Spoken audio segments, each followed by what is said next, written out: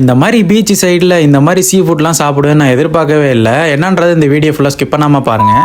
ஒரு வழியாக ஈதெல்லாம் முடிஞ்சு 3 நாள் துபாயில் ஹாலிடேஸ் கொடுத்துருந்தாங்க. ஸோ எங்கடா போகலாம் அப்படின்னு ஐடியா பண்ணிக்கிட்டே உட்காந்துருந்தோம். சரி ஐடியா பண்ணிகிட்டே இருந்த வேலைக்கு ஆகுது அப்படின்னு சொல்லிட்டு ஆளுக்கு ஒரு பேக் எடுத்துகிட்டு கிளம்ப ஆரம்பிச்சிட்டோம். ஸோ எங்கேயாவது லாங்காக போகலாம் அப்படின்னு சொல்லிட்டு கிட்டத்தட்ட 100 கிலோமீட்டர்ஸ், அதாவது துபாயிலேருந்து 100 கிலோமீட்டர்ஸ் லாங்காக நம்ம போகலாம் அப்படின்னு ஒரு முடிவு எடுத்து கிளம்பி போக ஆரம்பிச்சிட்டோம். போக போக தான் தெரியுது பில்டிங்லாம் ஒன்றுமே இல்லைங்க, சுற்றி பாலைவனமாக இருக்குது. ஆடா பாவீங்களா, இதுக்காடா நம்ம இவ்வளோ தூரம் வந்தோம் அப்படின்ற மாதிரி எனக்கு ஒரு மைண்ட் போக ஆரம்பிச்சிடுச்சு.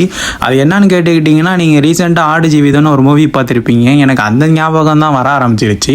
பெரியோனே ரகுமானே அப்படின்லாம் மண்டைக்குள்ள பாட்டுலாம் ஓட ஆரம்பிச்சிருச்சு.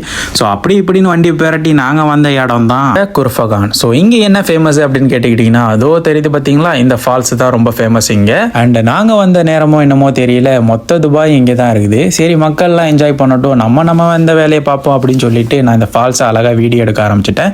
அப்படி வீடியோ எடுத்துட்டு பக்கத்துலேயே ஒரு சூப்பர் ஸ்பாட் இருந்துச்சு, ஃபோட்டோ எடுக்கலாம் அப்படின்னு ஒரு நண்பர் சொல்லியிருந்தாரு.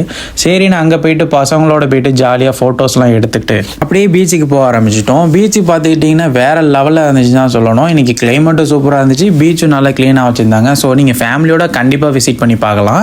சரி ஓகே அப்படின்னு சொல்லிட்டு பீச்சில் கால் வைக்க ஆரம்பிச்சிட்டேன். அப்புறம் பார்த்துக்கிட்டிங்கன்னா என்னால் இன்னைக்கு குளிக்க முடியாது, ஸோ எனக்கு கொஞ்சம் உடம்பு சரியில்லை. ஸோ நம்ம கேங்கெல்லாம் பக்காவாக லாங் வரையும் நீச்சல் அடிச்சுட்டு போயிட்டாங்க. அப்புறம் அப்படி இப்படின்னு குளிச்சு முடிச்சுட்டு அங்கேருந்து நடக்க ஆரம்பிச்சிட்டேன். என்ன ஒரு சோகமான விஷயம் அப்படின்னு கேட்டுக்கிட்டிங்கன்னா, அந்த ஈத் ஹாலிடேஸ் இன்னையோட முடியுதுங்க, நாளைக்கு மண்டே.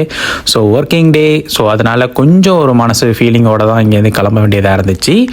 பட் இதில் என்ன ஒரு நல்ல விஷயம் அப்படின்னு கேட்டுக்கிட்டிங்கன்னா, இதோ இந்த வாழையிலே சீ ஃபுட் பிளாட்டர் தாங்க. இதில் உங்களுக்கு என்னென்ன கொடுப்பாங்க அப்படின்னு பார்த்துட்டிங்கன்னா, சுட சுட நெய்ச்சோறும் அண்ட் 1 பக்கெட் ஃபுல்லாக சீ ஃபுட்டை நிறச்சி கொடுத்துருவாங்க. அதுவும் குவாலிட்டி சொல்லவே வேணாம், சூப்பராக இருக்கும்.